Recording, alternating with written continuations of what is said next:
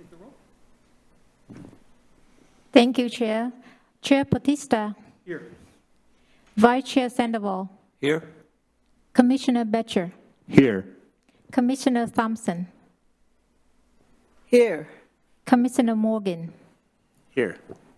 and Commissioner Harrison asked to be excused tonight. All right. Would anybody like to make a motion to excuse Commissioner Harrison tonight? Motion to excuse Commissioner Harrison. I have a motion. Do I have a second? Second. I have a motion and a second. All in favor, say aye. Aye. Opposed? Hearing none, that motion carries. Commissioner Harrison has an excused absence for tonight. And then next item on the agenda, the approval of the February 13th meeting minutes. Does anybody have any changes or corrections to those minutes? Not hearing or seeing any, so we'll go ahead and declare those meeting minutes accepted as presented. Item number 4, public comment. Let the record show there is no public in person here tonight to make comment. Is there anybody attending online who'd wish to speak to anything that's not on the agenda tonight? No public comment has been received by 4 p.m. today, and no one has registered for in-person attendance for tonight. All right, we'll go ahead and move on to item number 5 then. Overview of the 2024 Major Comprehensive Plan update. Great. Good evening, Chair Bautista, Vice Chair Sandoval, and members of the Planning Commission. I'm Jonathan Morales, Associate Planner. Here with Christy Osborne, CED Director. So today, I'm going to share my screen real quick.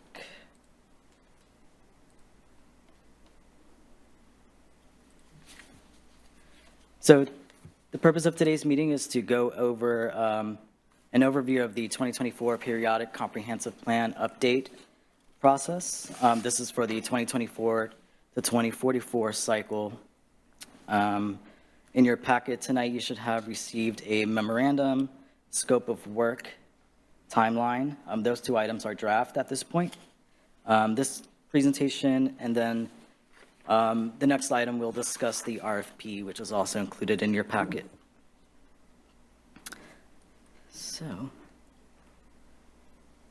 So comprehensive plans are mandated for each jurisdiction in Washington State that is fully or partially planning under the Growth Management Act. So City of Mountlake Terrace is a jurisdiction that is fully planning, and so we are required to submit a periodic update to our comprehensive plan by December 31st, 2024. Periodic updates are required every 10 years. This is a change from previous statute, which stated that periodic updates were required every 8 years. So this allows jurisdictions a little bit more time to get their updates completed. So the purpose of periodic updates are to bring comp plans into compliance with new GMA requirements, GMA requirements, and ensure consistency with GMA. It's also a way to ensure that cities and counties are planning to accommodate population growth through available land capacity, available housing units, and employment. So GMA requires review of comprehensive plan and development regulations to bring them up to date with any relevant changes in the GMA, recent case law, and to respond to changes in the land use and population growth. As depicted in this visual here, comprehensive plans are informed by the Growth Management Act, followed by Vision 2050, which is a PSRC, the Puget Sound Regional Council, and multi-county planning policies, followed by Snohomish County countywide planning policies. And then these items inform the update to the comprehensive plans. Regarding population, the Office of Financial Management provides jurisdictions with 20-year population estimates. So these projections are developed every 5 years. So based on the most recent in-issue growth target through the countywide planning policies, by 2044, the estimate is about 34,710 persons in Mountlake Terrace. These are not a final number, and we're still waiting for the final numbers to come through through the OFM. And we anticipate having that in mid-March, late March. So a big change in the GMA has to do with housing and specifically provision of affordable housing and accommodation for emergency housing. So HB 1220 requires jurisdictions to plan for and accommodate emergency and affordable housing for all income levels at each income band. So this is extremely low income to moderate income households. We're also required to document existing and projected housing needs, include a statement of goals, policies, objectives, and mandatory provisions for moderate density housing options within the UGA, urban growth area, identify sufficient capacity of land for all housing needs, emergency housing, and emergency shelters, as well as permanent supportive housing, make adequate provisions for existing and projected housing needs of all income brackets, including documenting barriers and actions needed to achieve housing availability, identify local policies and regulations that result in racially disparate impacts, displacement, and exclusion in housing, and identify and implement policies and regulations to begin to address and begin to undo such impacts. And finally, identify areas that may be at greater risk of displacement and establish anti-displacement policies. So this is a major part of this comprehensive plan update process that we anticipate will take a lot of work to do along with a consultant. And these should be integrated into the housing element and land use elements. So this chart here is just a brief overview of what the periodic update process may look like. Right now, the first step is to develop a work program and schedule, then a public participation plan. There's a visioning process integrated in this, and then the actual review and update of the comprehensive plan policies, and review and update of development regulations. Between these two items, a key deliverable will be the Commerce Periodic Update Checklist. And this checklist will also allow us to identify what needs to be updated in both the comprehensive plan and in our code development regulations. So we're also integrating sub-area planning through this comprehensive plan update. So we have called out specifically the Melody Hill neighborhood sub-area and Cascade View, which we would like to develop sub-area plans. There's already a Melody Hill sub-area plan, so we may look at that and see what needs to be updated to be consistent with the comprehensive plan and also with the population growth targets.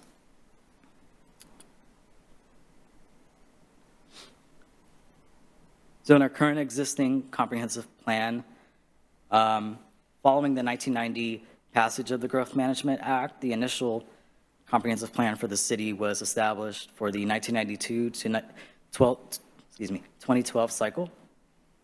The last major comprehensive plan update was in 2015. This was followed by amendments in 2017 and 2019. Jurisdictions can update their comprehensive plans annually through the amendment process.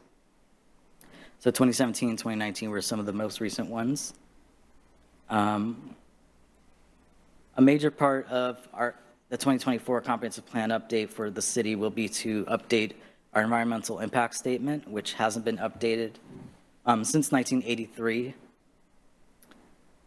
And then updates to associated plans include recreation parks and open space plan, most recently updated in 2022. So these plans that are listed here, it's not necessarily to update them, it's more about ensuring that what's in these plans are reflected in the comprehensive plan through additional policies that we may add, just to ensure that they're consistent with these plans here. Town Center Sub-Area Plan was adopted in 2019, Shoreline Master Plan 2019, Critical Areas Ordinance 2018, Transportation Master Plan in 2020.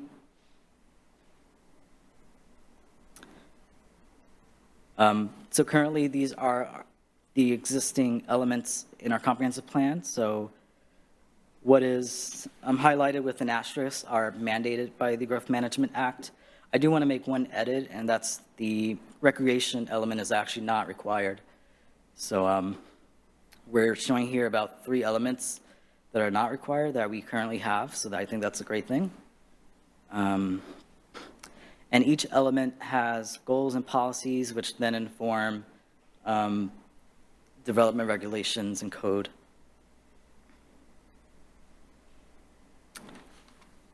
So an overview of our draft scope of work that we've prepared that's shown in the RFP that went out.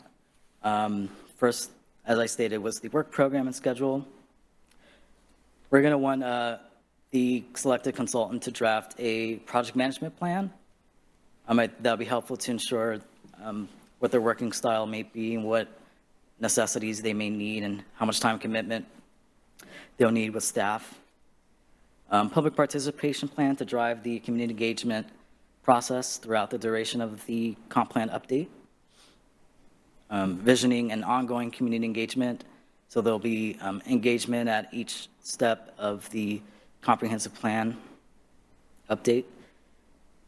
Review and update of existing comprehensive plan. Review and update of existing development regulations and code. Sub-area plans, again, Melody Hill and Cascade View. SEPA, scoping, and the draft and final EIS. And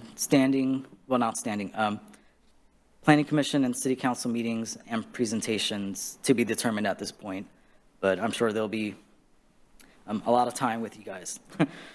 And then final adoption and implementation. This slide here is a tentative timeline. So depicted here, you can see a majority of the work, a bulk of the work will be between summer of 2023 and summer of 2024. Right now we're winter 2023, so we've drafted a scope of work and timeline. We've just issued the RFP on Friday, and we hope to select a consultant in by April 10. The next step after that will be immediately to jump into the visioning process. So this process would be to examine the existing community vision to see if it still is reflective of the community of Mountlake Terrace. As you can see here, there's the line item for a community advisory committee. We would like to engage a community advisory committee as part of this process. So TBD on what that looks like, but we do want to work with the consultant to identify the process for that, and also identify potential members from our community to be engaged in that capacity. And yeah, I think that covers everything I had. As far as the next steps, we will be going before council this Thursday, March 2nd, to give a similar presentation, just an overview of the comprehensive plan update process. We've just issued the RFP on Friday. Submittals are due by March 17th. So following the submission date, we will work fast to review these proposals and select the consultant by April 10. Again, these are draft dates, but we want to stick with them. Finalize scope of work program, and project schedule with the consultant. And then council review and approval on April 17th, city council meeting, and then kick off by April 24th with the consultant.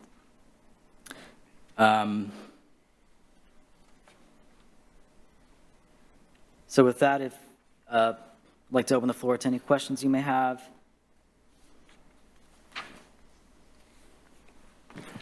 I have a question. Yes. I'm not that familiar with what, I think the housing element might be new for us this year, or this round, right? No, so housing element has been mandated by the Growth Management Act. So we currently have one. What's new is the HB 1220 requirements, which is specific to affordable housing, and also identifying housing policies that may lead to racially disparate impacts, so incorporating that analysis and study is something that we want to integrate into the housing element currently. Okay. How specific is it in terms of like what is actually required? Are we like, targeting a certain number of units? Are we writing regulations? Are we creating a board? What is generally required with that? So consistent with the growth targets, we do need to identify adequate provisions of housing. So that is identifying housing unit numbers and land capacity as well. Do you have anything else? Yeah, I would also like to add, currently legislative sessions going on. I just read all the bills that are still alive. There's numerous housing bills. And so I think we're not going to know what we need to do until the end of the legislative session to see, but there is quite a bit of missing middle housing, which is, kind of affordable housing provisions, accessory dwelling units. I saw a bill that's still alive that you could subdivide your parcel basically without going through a subdivision process. There is no parking requirements if you're within proximity of a transit center. There's a whole host of bills that could affect Mountlake Terrace fairly significantly. So, and not only in proximity to the transit center, but in every single family district in the city, essentially. Anything, we're in an urban growth boundary, our whole city. So I think we know what the House bill was going in. I think we're going to have a lot of work to be done on our housing element after this legislative session, because I know that this has been a work in progress for about the last 3 years, pretty hard, where the legislature and the governors wanted to move forward legislation on various fronts. So we'll just kind of wait to see. Housing element is an original element back when GMA was adopted back in 1990. So it's always been there. I think that it's, typically been the land use element and the transportation element have kind of been the stars of the show. And I think you're seeing the housing element nudge in there as one of the top 3 moving forward. And it sounds like there might be some impact in like the sort of professional qualifications we would be seeking based on what bills wind up going through in that case. Yeah, I think probably what we'll see, I would imagine with most firms, is there's going to be the primary firm and then there's going to be sub-consultants. And I would imagine every firm is going to have expertise in housing as a sub-consultant moving forward for all of the planning efforts.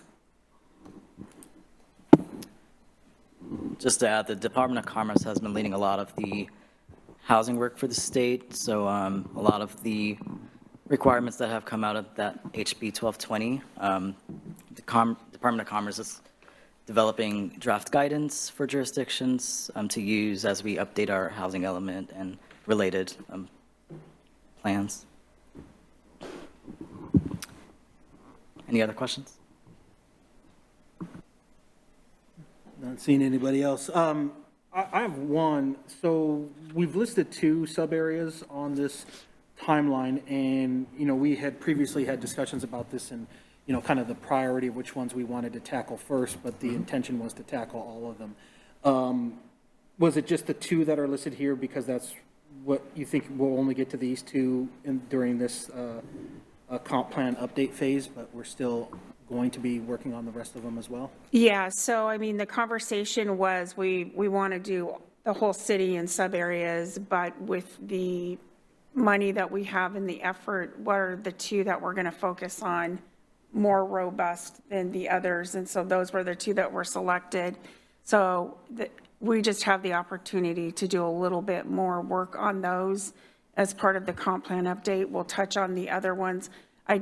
We're not going to be able to do every sub area and do the major update and update all of our development regulations. But just by the fact that we're going to have to look at the whole city, we're going to have to do updates in every area. We're just going to have a little bit more opportunity to focus on those two areas. And it might be as we go through this and depending on the legislation, that in discussing it with the consultants and with you guys moving forward, maybe we want to shift that a little bit. So we'll have to see.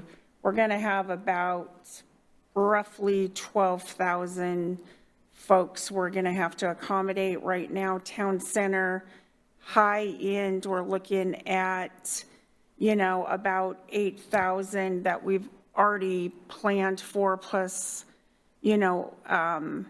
other folks in other areas. So we'll just need to take a look at that and, take a look at transportation, capital facilities. Where do we have, good water and sewer and stormwater capabilities and good nodes with a multimodal possibilities. And, from that, maybe we shift a little bit. We'll see. But right now, we're basically telling the consultant, hey, consultant, we have 2 areas that we want to do quite a bit of work in. So. Just want to make sure everything's still on the plate. Yeah, we've got a 2-pound sausage and a 1-pound casing for like the next year and a half, basically. So we got a lot of work to do. Does anybody else have any questions? I had a question. The traffic model, does the city have their own, or do we use a regional one? I don't know. Yeah, I'm not sure, but I can find out the information Yeah. and come back with it. Yeah, because I'm just curious how they're going to handle the light rail, because it's not going to open until 2024. So I was just curious, and that's going to be a big impact to our traffic. Yeah.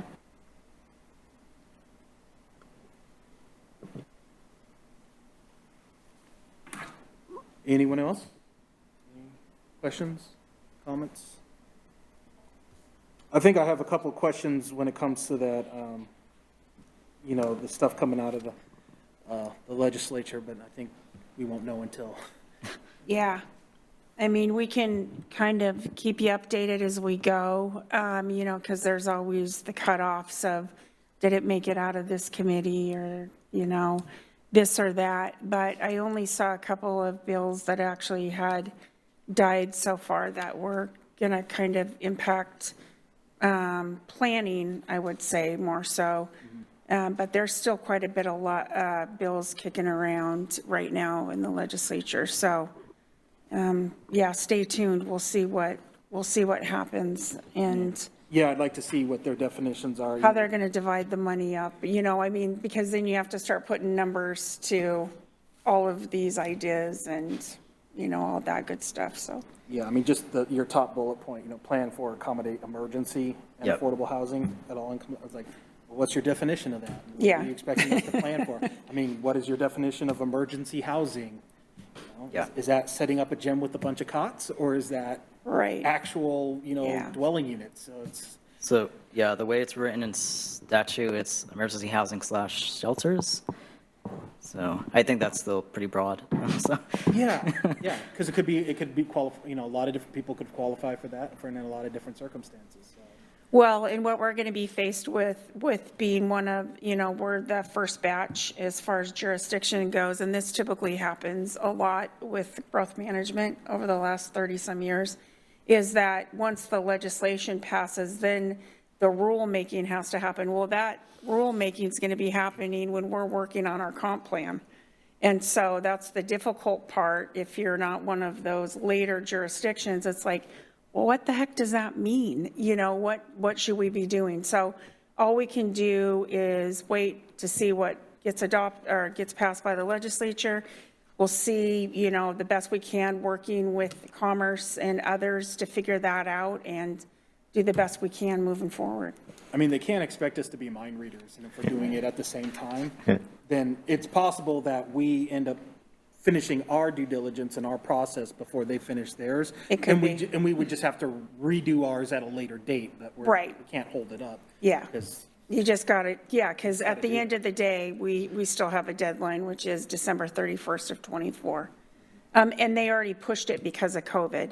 Our original date was 2023, but because of COVID, that got pushed a year. So, and that was part of the reason they changed it to 10 years from 8 years. And also just that growth management has been around over 30 years. So people have had a few cycles with updating their comp plans, so. Do we have some float in the budget in case we need to hire some extra sub-consultants at the end of like the legislative process and we know We more may. about? All right, like to hear that. And then maybe this is getting a little too far ahead, but in terms of what the deliverables can be from the consultants, for the sub-area planning.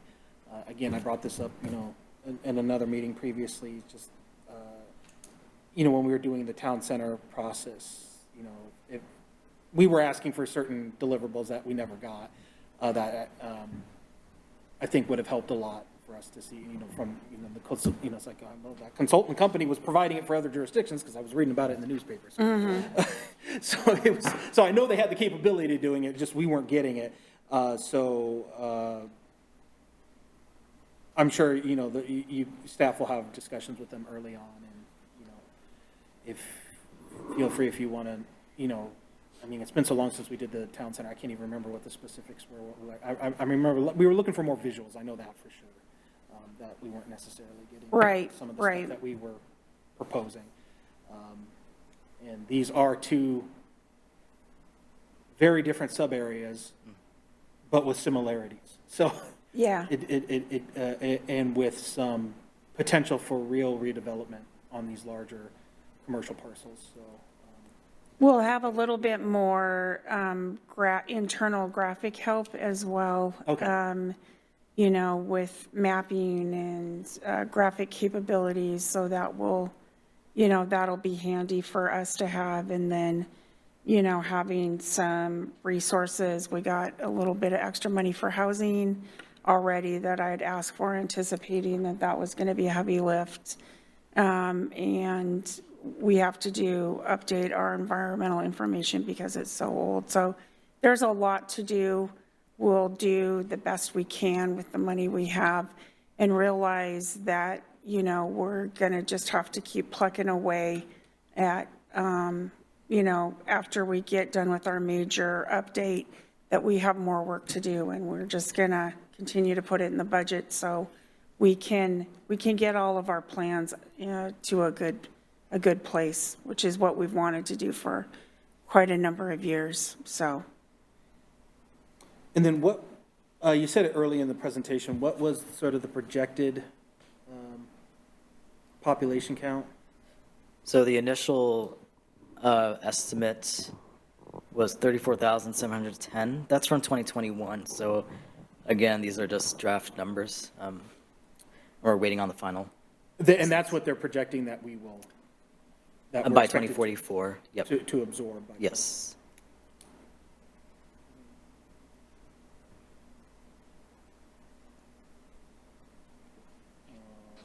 And then do we know what the most recent census update was? We're at about 22.6, roughly, I believe. Give or take. Because once upon a time, we were around that, and then they said we lost a bunch. Yeah. So we're sort of gaining back what we lost. So it was a big deal when we dropped down before, because that put us in a lower, I can't remember the specific category, but it put us in a lower category for certain things. And Right. that was really frustrating. I think we protested. It depends on your number. Sometimes you gain things, sometimes you lose things as you were gain losing population, things. right? So it's kind of a give and take, but we are going to get $125,000 from the state for planning efforts, and we get that in 2 chunks for each year, 2023 and 2024. And then we also received funds from the council to update our environmental work, which there's a lot of work that needs to be done as part of that. And then the money we have for the comp plan update as well. So we're not doing bad, but this is a lot of work, so it's expensive. How how often do they update the numbers for what they're expecting the different jurisdictions to absorb in terms of growth? So that's every 5 years. Every 5 years? So it's possible in 5 years, the 34,000 number might go up. Yeah. Right, and we wouldn't have to address it in 5 years, we would address it in the next major update, but if we were doing any work on our comp plan, which, as you guys can see, 17 and 19, I mean, we do different things as we move forward, then, yeah. I think it would just be prudent to expect the number to be higher than 34,000 and plan for that anyway.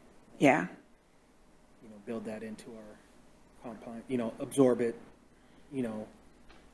throughout the city, plan for it in advance. That way we're not sort of, caught with our, let's see here, hand in the cookie jar, so to speak, but, it just doesn't catch us by surprise. It's like we were expecting it, we planned for it, it's already in our plan, so when it comes time to do the next update, it doesn't have to be as drastic because we've already accounted for it. How do they assign those numbers? Do they look at our number and just increase it by some random percent? Like this time they said, 60%. Or do they, is it more of a dialogue with the Growth Council? it's not a dialogue. No, it's not. It's the state, and they take a look at three numbers, a high growth, it's all projections, a high projection, medium, and a low. Jurisdictions usually do a medium because there's consequences when you do a really high one too, is that then you have to show that you have adequate capital facilities in order to accommodate that growth, right? So, and streets and all these other things. And so everything kind of works hand in hand. But they're taking a look at many factors when we're deciding where growth is going to go. So it starts as a regional growth projection. And then from that, it's divvied up into the individual jurisdictions. And so for us, for instance, we're getting light rail. So that plays a factor in we're going to get a higher population projection because it's anticipated, hey, we're going to grow a lot faster than, Mill Creek off the beaten path, So, there's a whole series of factors that they use. It's a projection, though.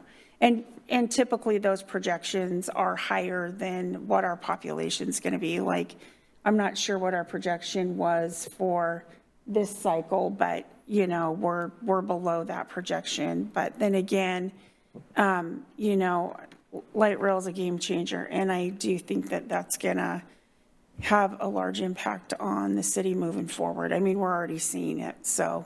Okay, so it sounds like there's maybe a little bit of a disconnect between what numbers we think we're going to get and what numbers they tell us we need to get in that case. Yeah, I mean, we can kind of select from the choices. So growth management is it's supposed to be bottoms up, local planning, but you still have guidelines from the legislation, because essentially if you didn't, then everybody would just be doing their own thing, right? So there's some certain things, like Jonathan was saying, we have a checklist of showing certain things and how our planning's meeting that.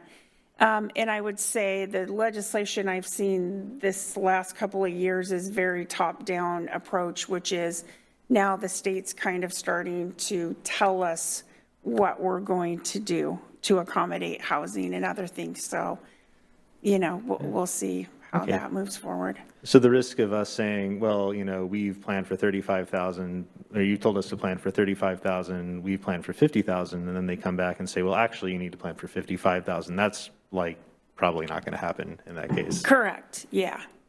Not till next time. And I think we're all aware of it here, but, when we talk about light rail, it's not just one station, it's two for us. We're only three-quarters a mile outside of Absolutely. Light rail, and I think that's one of the reasons why we have the neighborhood, hopefully formerly known as Cascade View, I never liked that name.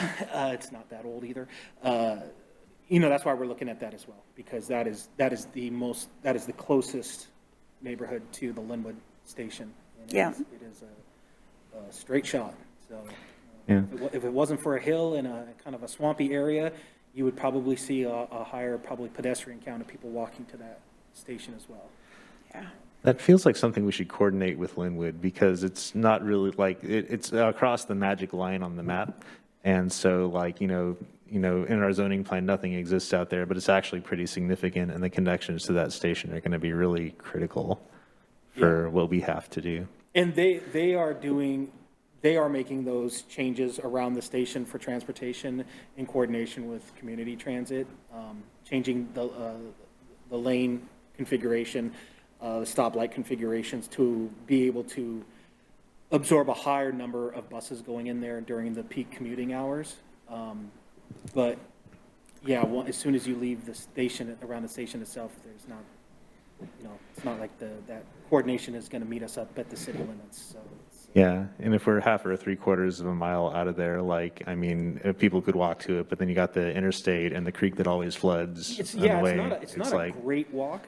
Like I was saying, if this were anywhere else, and get rid of the hill, get rid of the swamp, and you put sidewalks on both sides of the street, you would definitely see a higher pedestrian draw. But you know what? There people are still going to walk. Yeah, I bike up that. They will come, and a lot of them are going to walk, because community transit said when they start killing their regional bus routes and focus on local and let the light rail pick it up, they're going to increase the frequency of the local connectors. So rather than having to wait a half hour, an hour for whatever that bus route now is, they've changed the number of that route like 3 or 4 times since I can remember, whatever it's called now. Maybe that starts coming every 10, 15 minutes, and yeah, you might take the bus rather than walk, but if it's some parts of the day, if it's only an hour, it's quicker to walk. So, but yeah. Yeah. We'll see. I would love to work with our neighbors to the north. I'm not going to hold my breath. If They we have can, a lot on their plate. So. if we can find a way, though, I think it would be worth the effort to try and coordinate that, because that line is, mostly imaginary, as you experience it as a person. So I don't know what that looks like or how that process happens, but It might, the conversation and dialogue might open up a little bit more once we start working on the sub area up there, since 212th, with any kind of redevelopment and growth that's going to happen there, they're on the other side of 212th. And so what we're doing on our side, will in some way affect them as well. Maybe it's not affecting them as high of a priority as, some of their other major arterials, but that the north side of that street is their jurisdiction, so they're going to be impacted by what we're planning to do. yeah. So as we're including that sub-area plan in this RFQ, we should probably, investigate how that connection happens. I'm not sure how it happens. It sounds like there might be some impediments to it, and I see you laughing here, so yeah. You're asking for something impossible. Yeah. We're always hopeful, but, we've been around long enough to know how this usually plays out. So, does anybody else have any other questions, comments? Obviously, this is a work in progress, and things will change as we progress. But all right, and then of course, I'm sure council will have their own input and questions for this. So, okay. Well, if we've got nothing on this, we'll go ahead and move on to the next item, number 6. Oh, selection of Planning Commission representatives to sit on the review committee. I have a proposal. Before we select a representative, I think the representative should be able to sort of communicate like the concerns or aspirations or whatever it is we want to communicate of like the entire committee. Do we want to have a discussion about that and maybe take some notes? Well, even before that, I want to know what, the review committee, I don't think we've had a review committee previously when we've done comp plan updates. So I'd like to maybe just find out what this is first. Yeah, so I can speak to that. So since this is such an important comprehensive plan update process, a lot of moving pieces and a lot of items will have a heavy lift. So we anticipate getting a lot of proposals in. So part of that is to review the proposals and score them in order to select finalists and interview them.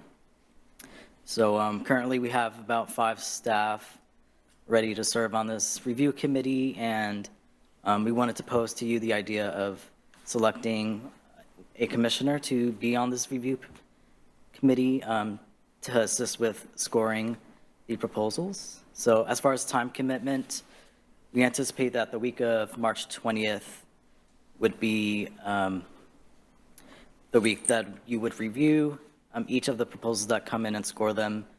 And then on Friday, the 24th of March, we will hold a debrief meeting to select the finalists. I'm anticipating maybe 3 finalists, Yeah, about. most likely. And then we would go into interviews the week of April 3rd and hopefully select one by April 10th. So for your commitment, it will be the week of March 20th. Who are the staff members on the committee? So we have representation from Stormwater, Parks, and Planning. With a couple of alternates Yes. as well on that, but representation from the Planning Commission would be great. If somebody, however you guys would like to, or if somebody's available, or how you guys would like to select that, but we'd like to have one of you participate if you could. You said March 20th? Yeah, the week of March 20th. So it could be done, everything could be done on your own time to review during that week, but we would need somebody to come in on that Friday to join the rest of the group to have a conversation about their scoring and then to select the finalist to interview.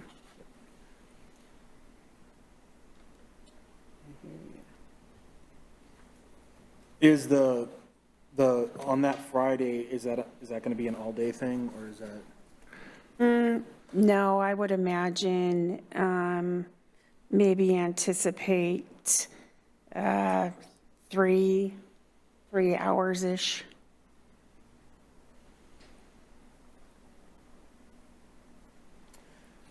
And I mean, since the rest of it is staff members, we could work either a morning or an afternoon, depending on what works. And then I can just tell everybody that they have to be here otherwise. Are you planning on interviewing the 3 finalists? Yes, Okay. yeah. And Absolutely. when we're getting the review and score proposals, is that just the representative or is that the entire planning commission? That's just the rep from the Planning Commission. Okay. For that meeting on Friday, we can make it a virtual meeting so that you don't have to actually come in person. We can have a Zoom link. That's helpful. Yeah, it is. I was, being able to zoom in the last meeting.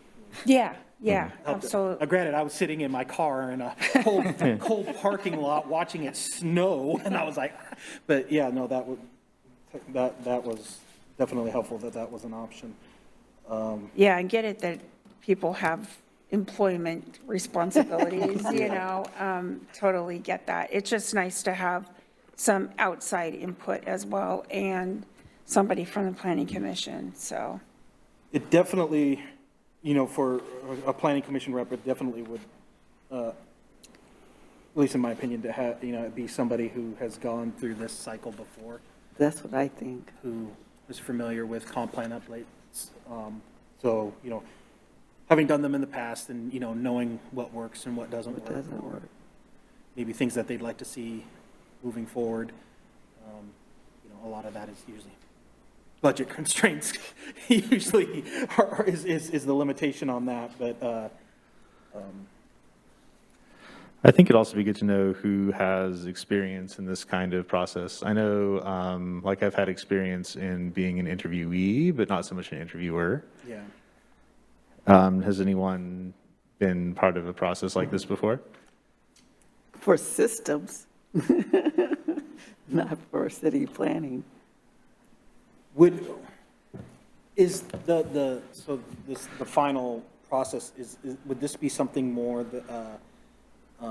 where the city kind of proposes the base questions and then whoever's on the panel can, either ask additional questions or bring up additional issues?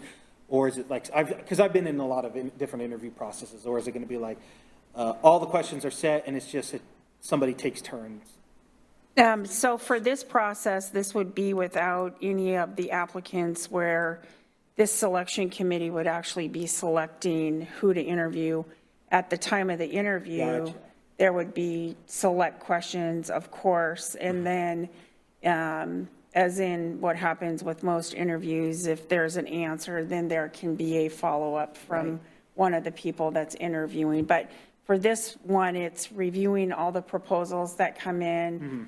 Hopefully, we get a good selection of those and then narrowing it down to who's actually going to get interviewed. Gotcha. So it would be from that, the people that are going to be sitting down to interview plus.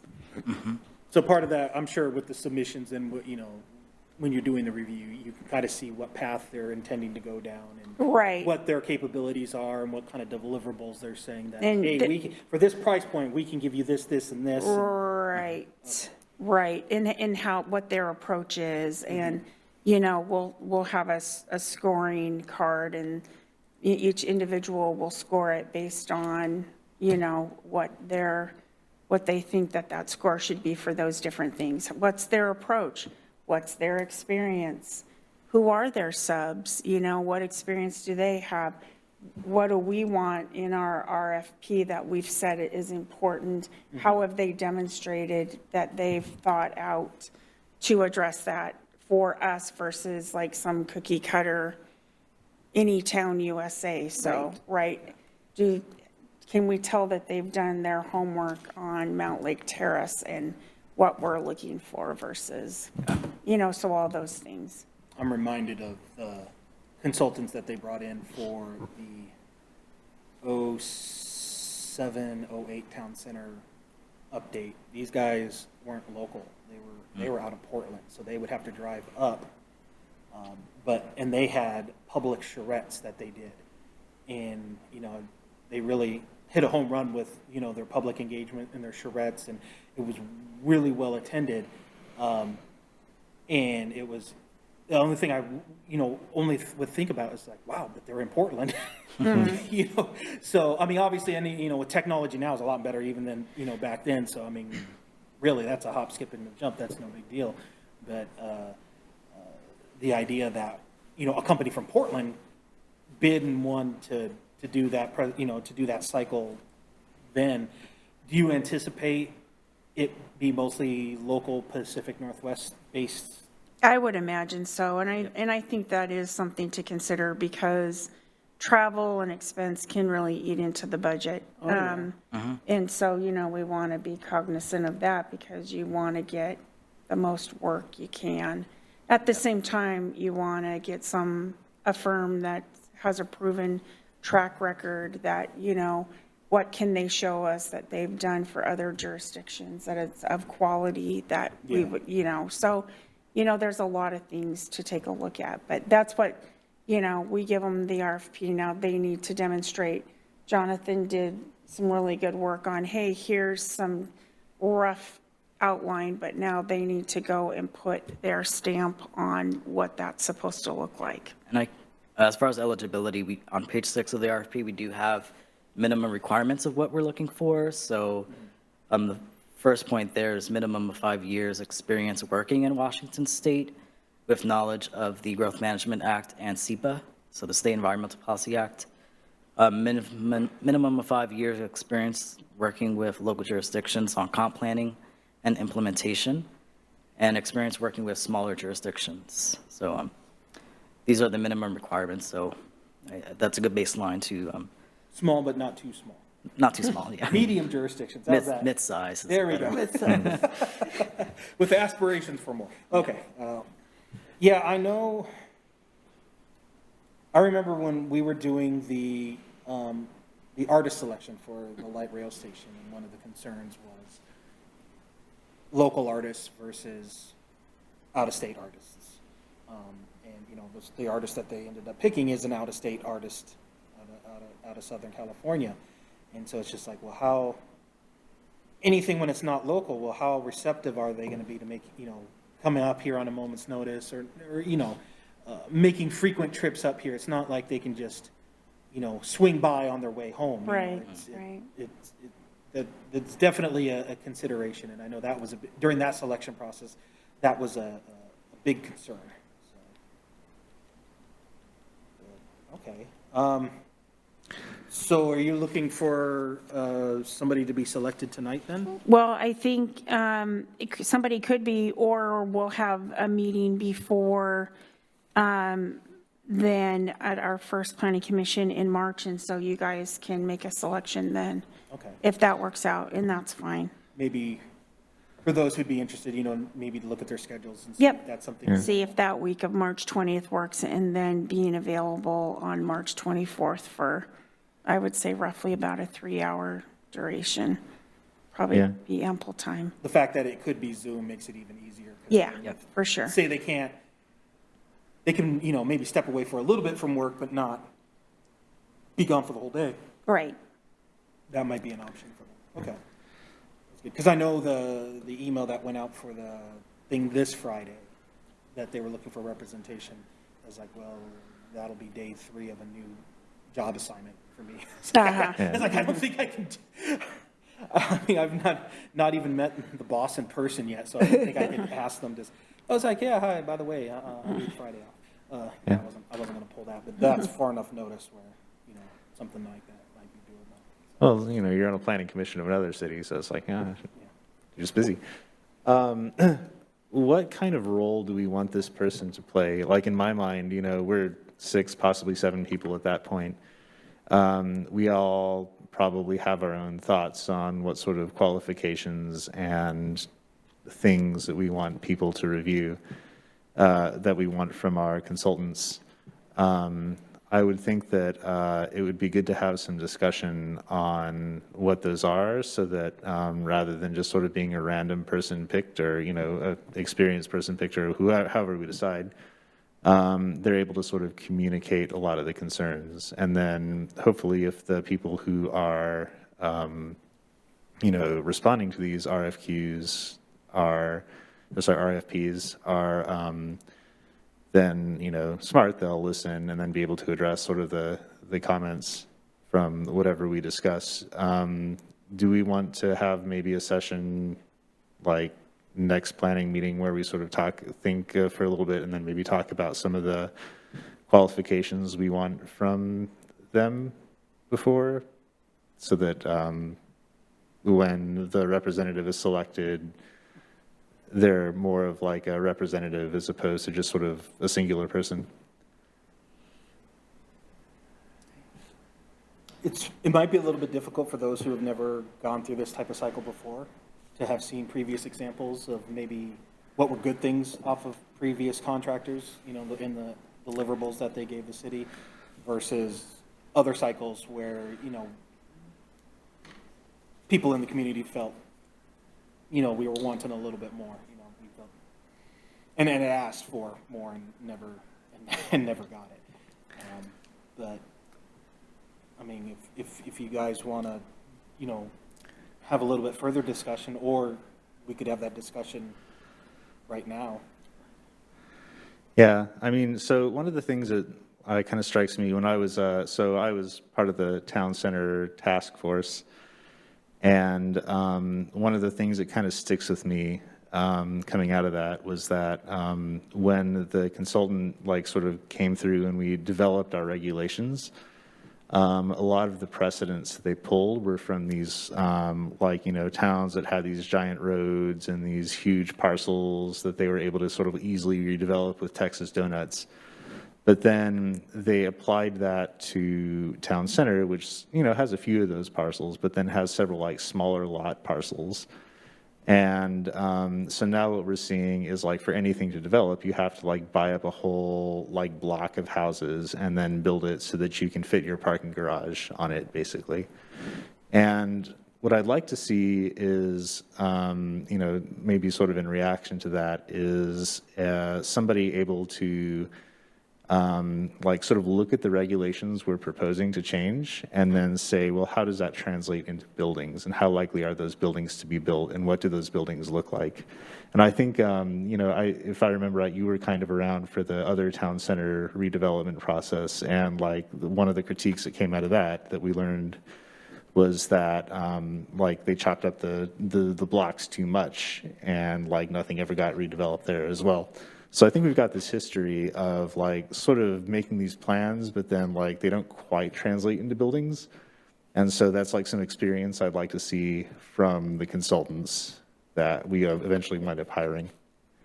And so like things like this, for example, I think would be good to sort of collaborate on and decide as a group what we think is important from a consultant to have, and then whoever is selected can go and sort of using the background of everyone, be able to make their own determination of rank and interview these people properly. And, if we all look through our experience, we probably find other things like this that we think are maybe important to have in a consultant. Yeah, I think, part of the job of the consultant is to synthesize the ideas that the community is giving them. When it comes to the most recent town center plan, they, in terms of like you were talking about, the building size and type, that's what we were asking for. That's what we wanted to see happen in our town center. So that's the code that was written. The previous, the issues with the previous town center was, we were asking, for a bigger mix of building types and building styles that then the development community came back and said, oh, it doesn't pencil out for us to build it this way with these type of setbacks with the wedding cake. But yet I go to other jurisdictions and I see those buildings being built all the time. So it's how much is what is delivered, is that what we actually asked for? And then how much is it the development community trying to blow smoke up our behinds, saying, oh, we can't do that when, yeah, you can. So. Yeah, and I think a good consultant would be able to tell us that sort of impartially because we hired them. Like they would be able to analyze our sites and say, well, this might work, this might not work. Like it would, based on the lessons we learned from previous experience, I think this would be a good kind of expertise to have, for example. And if we can find somebody who is able to bring that experience to the table, I think that would be something that speaks in favor of their technical proficiency. So does everybody, do they want to spend some time on the next meeting talking about this, or do you guys feel comfortable just making a decision tonight? This would be the question. I think first of all, we should ask, who wants to be on it. Yeah. Like that week, I'm going to be out of town, so, I would say, I would like to sit on it, but I'm out. And I've been on both sides. I did the transportation element for Yakima, Wenatchee, East Wenatchee. When I first started my career, I did all the transportation element. That's why I asked about the model. Did the model and written, and whoever the committee is, I work for consulting now. It's just the engineering. Whoever they put as a project manager, they're going to put somebody good. And it's impossible though to have them to request that person really stay on that project. Right, You know, right. because that person's usually the highest, one of the higher paid. And sometimes, you know, it's nice to have them, but, you know, we really probably couldn't afford them to Right. have them full-time, right? So they're going to be, you know, reviewing stuff, you know, they're going to have, you know, like I said, they'll have somebody on a transportation element. You know, Right. it'll be probably an engineer, a transportation engineer, like myself. You know, they'll have an environmental, you know, and then it's going to be up to us, you know, you guys to guide them, you know, how we want. You know, they're all, if they have 5 years experience, I guarantee you they have a template. And they're going to, you know, they're going to take our template, right, and improve it. So, Yeah. you know, that's, I think, first of all, you know, who wants to be on that committee? So, I mean, I'll say I can't be on it. Yeah. I mean, I would say I definitely have, you know, the experience serving on, you know, working and doing multiple comp plan updates plus sub-area updates, and then items related to the light rail. I would need to check with my new boss. So I would say if it was going to be me, I would say, you know, it would be helpful to maybe have a backup just in case. But the fact that it's going to be Zoom, or possibly to be Zoom, that's good too. But I think also to remember is that this is just us, you know, as one part of a larger group, you know, representatives from the city departments making a decision on who you know, who gets the bid. But, you know, the real nuts and bolts happens once that work starts, and then that's when we can actually say, this is what we really want to see, and this is how we, you know, we're hoping to partner with you to do that. This is just to get a sense of which one of these is the best person that could do that. So it's not to, you know, put the cart before the horse on this one, because, yeah, there's a laundry list of things that, you know, we want, but we just need to see if they can demonstrate, if they're even able to provide that. So does anybody else? I would also like to be on this committee, but I don't want it to just be my own opinions. I think it would be good to get sort of the opinions of the entire planning committee and sort of be more of a representative as opposed to like a single person. I've definitely in my professional life have like been part of teams that have gone on interviews and things like that. So I have a general sense of how like the process works and like looking at sub-consultants and things like that. I have some, you know, working in the area for a while, I have some familiarity with the different consultants.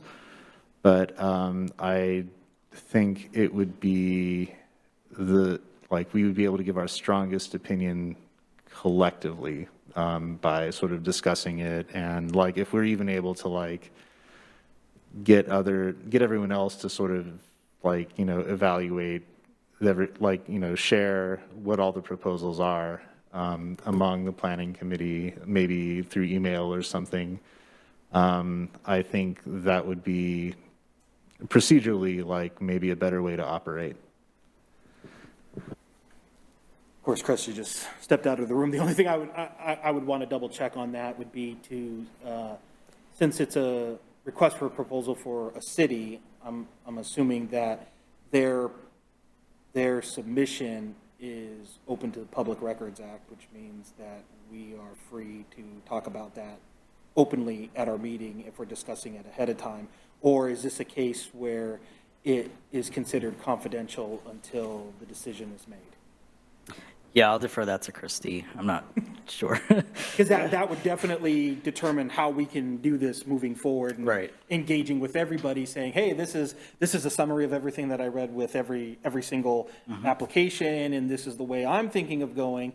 But again, it's also the representative from this body is just one person sitting with other representatives from the other departments as well. So it's not Right. just, I'm choosing candidate A and that's who we're going to go with. No, we provide our input and feedback, but it's it's not just one person making this decision. Right, absolutely.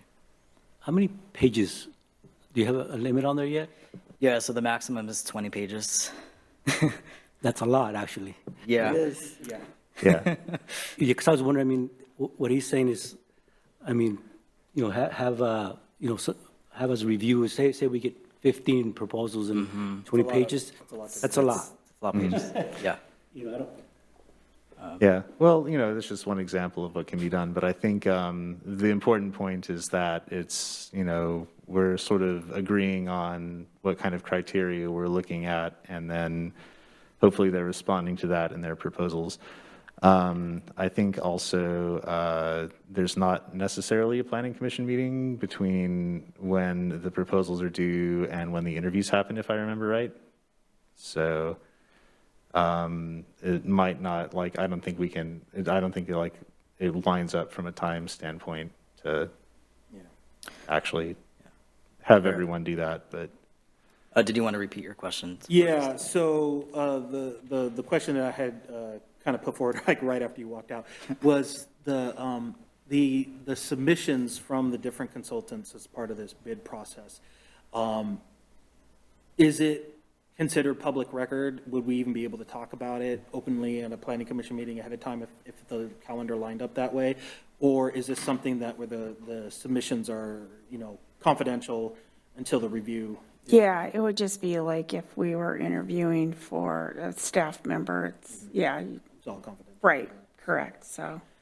So I think that being said, it's just picking somebody who, has experience dealing with these updates before, with the city before, either sub areas or comp plans themselves, and being able to synthesize that previous experience with kind of the current visioning that we're seeing for these new sub areas that haven't gotten much attention, in decades or at all. So I think part of that would also be having the knowledge of the previous sub area updates that we did. The Cascade View has never had one. Melody Hill, we did that in. That was 07, 08, and the other town center was 09. But yeah, those, it's been a while. And so knowing what happened in that plan and what we really haven't seen out of it since then, just because the development hasn't really happened there, but how the development is going to be spurred on by, at least in that sub area, the potential for a future light rail station. Depending on which Sound Transit official you're talking to, it's either, oh yeah, it's still a potential, or it's no, it's not.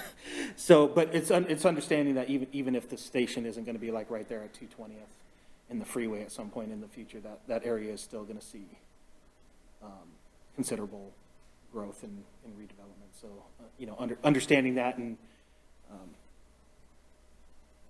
just being able to make a determination based on the applicants if they're qualified enough.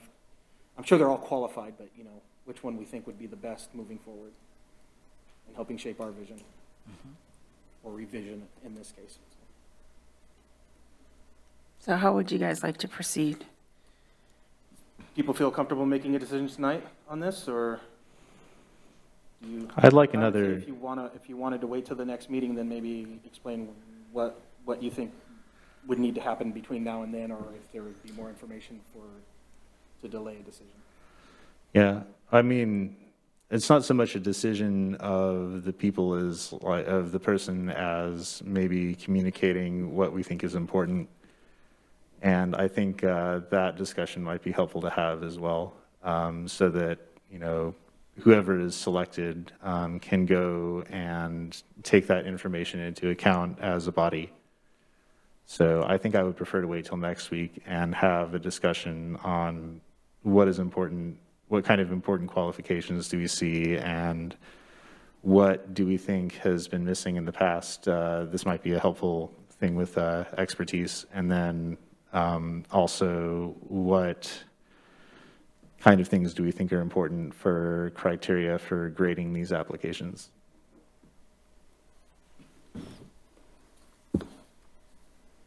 Does everybody else feel that way, or do they think we could still have those discussions next week, but make the decision on who the representative would be right now?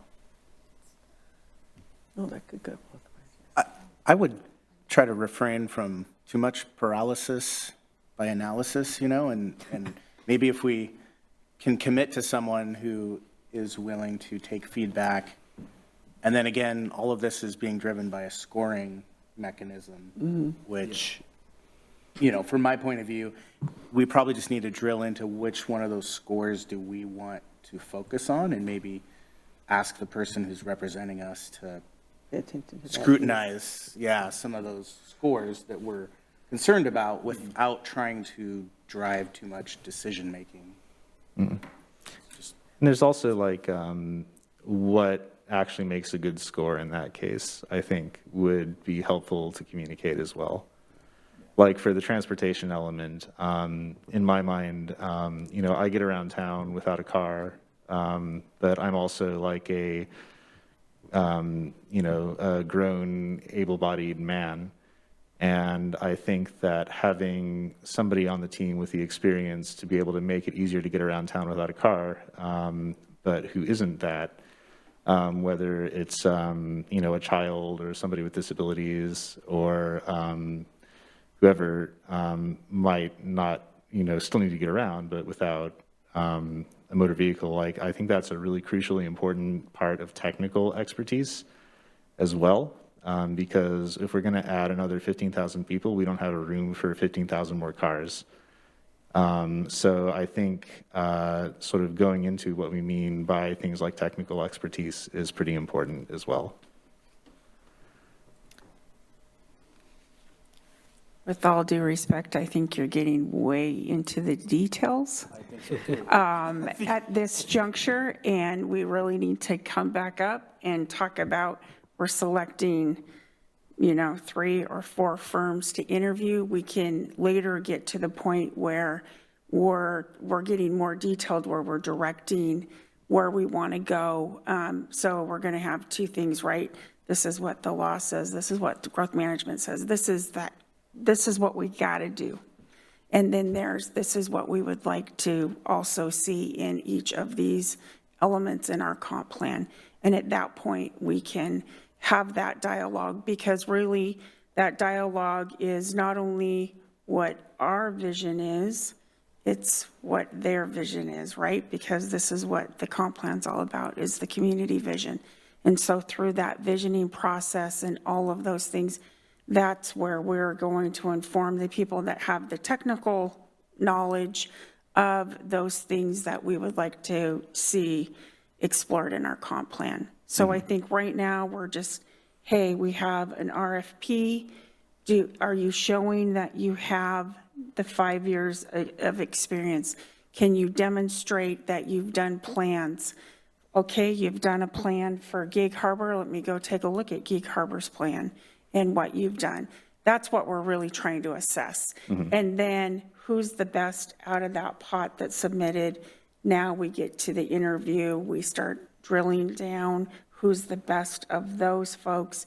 And then we get to, okay, now we're getting more into the details of what you would like to see as a planning commission, what the community would like to see, the outcome of our planning effort. So I would say, let's go through who has the best proposals right now and come back next meeting, take a vote, do whatever, select who you want to represent you guys. The fact of the matter is, this is all about having various viewpoints to be on that selection committee. That's what it's all about. So I would say, I wouldn't worry so much that everybody is on the same page here, because it's going to be an unfair advantage to some people and not others. Bring that general viewpoint of your knowledge along with the other people that are going to be on that selection committee, and everybody is going to be trying to do the same thing, to pick the best people to interview. That's really what we're trying to do, right? So everybody's going to be doing that, and everybody's going to have their own input from whatever experience they've had. You know, Jonathan was a consultant. I was a consultant at one time.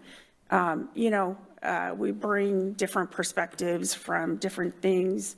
All you guys have your different perspective that all melds into making this what it needs to be. So I would just say, pick a rep, and we'll we'll put our heads together, pick the best people that we can to interview, go through that process, and then start fine tuning the work product that we would like to see.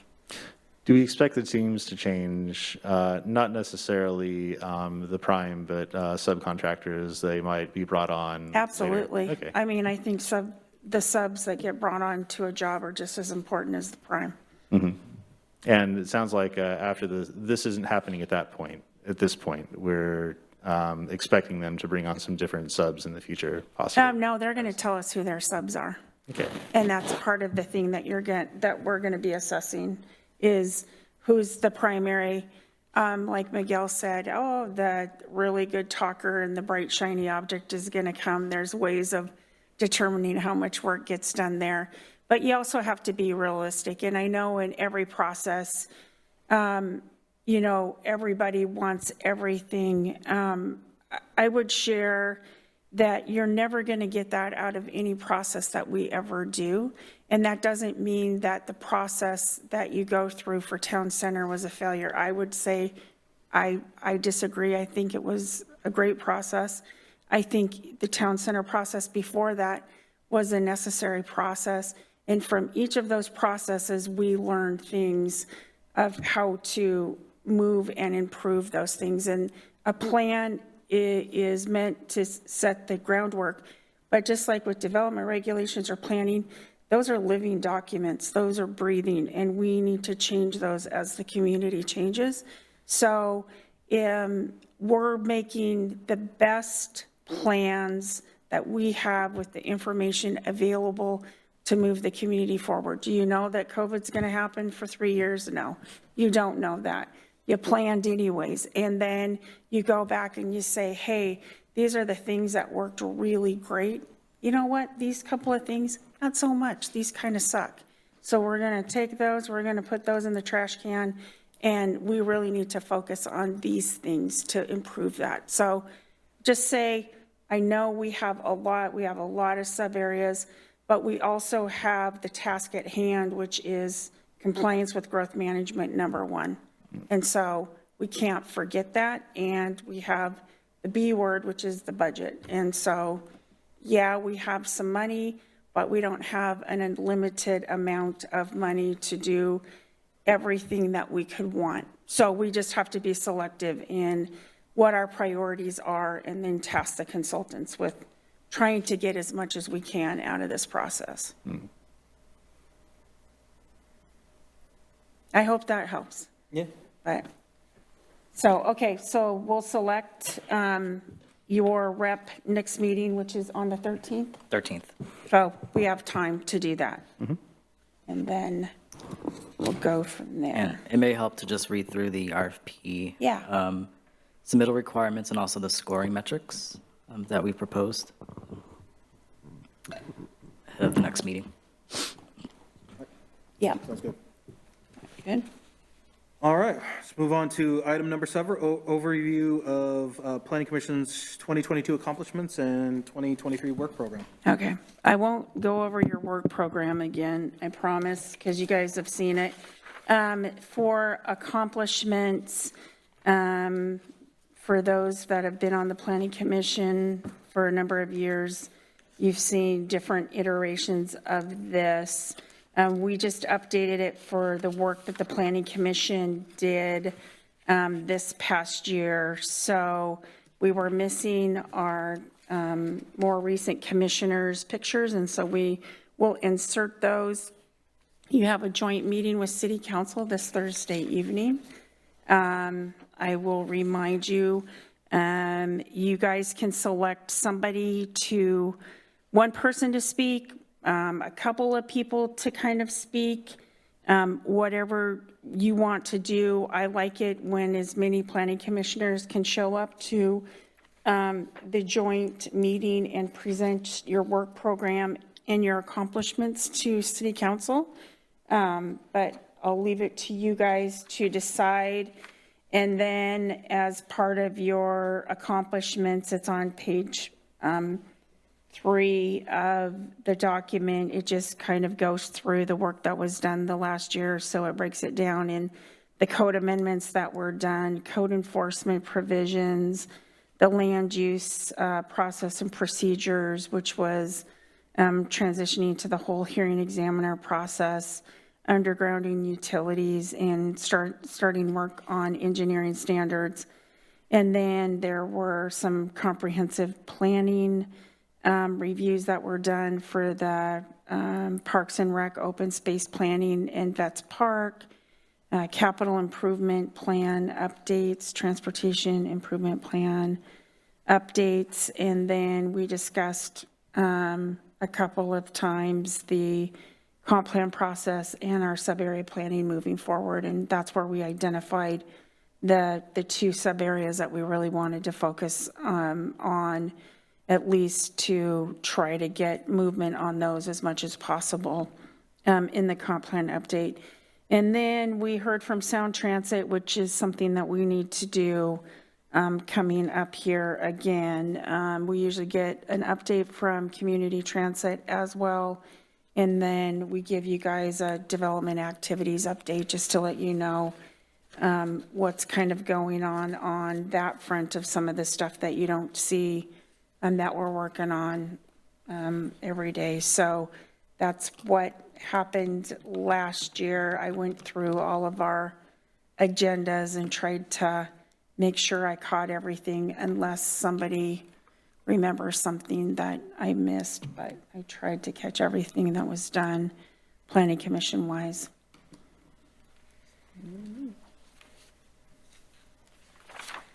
So we'll add the pictures, make it look pretty, and kind of go from there, if that works for everybody. Did you say that joint meeting was next Thursday? Is it not on March 6th?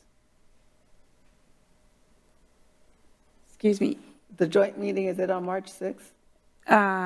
Joint meeting is on, when's it on? Am I getting it confused? Okay. I thought it was on the 2nd, but maybe I'm confused.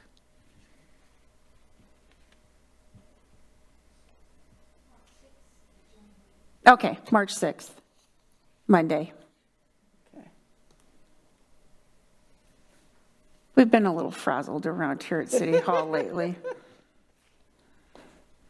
I'm serious about that. It's been crazy. Okay, so I tried to screw you up and then make you come to a meeting that you didn't need to come to. And then you could have been really mad at me. March 6th. So you guys want to talk about how you want to proceed with presenting? I don't like to present your stuff because I think it's your stuff and nobody needs to hear me talk any more than I already do. So, Well, that's funny because I was just going to say normally you'll do the normal presentation and then they'll just kind of go down the line and the commissioners who want to speak or add stuff. and I can do that. I'm happy to do that.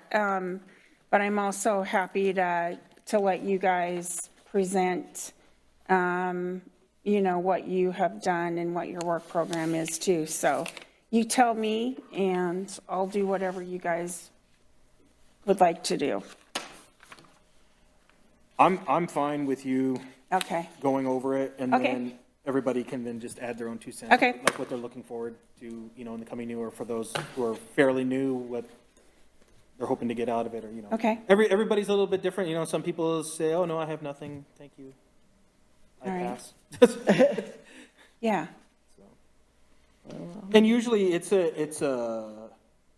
sometimes it's an engagement period with the city council as well. So sometimes they might be a little bit proactive and ask you directly a question or, something that you're looking forward to, or you might say something that piques their interest. So then there might be a follow-up, but it doesn't happen all the time, but it does happen. So, this can be,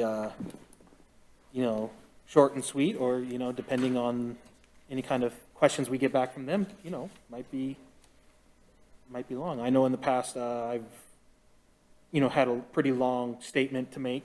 I don't think I have one of those this year. So those are usually reactive because of something, so, nothing Nothing sticks out this Nothing year, sticks out huh? to cause me to do a 20-minute dialogue.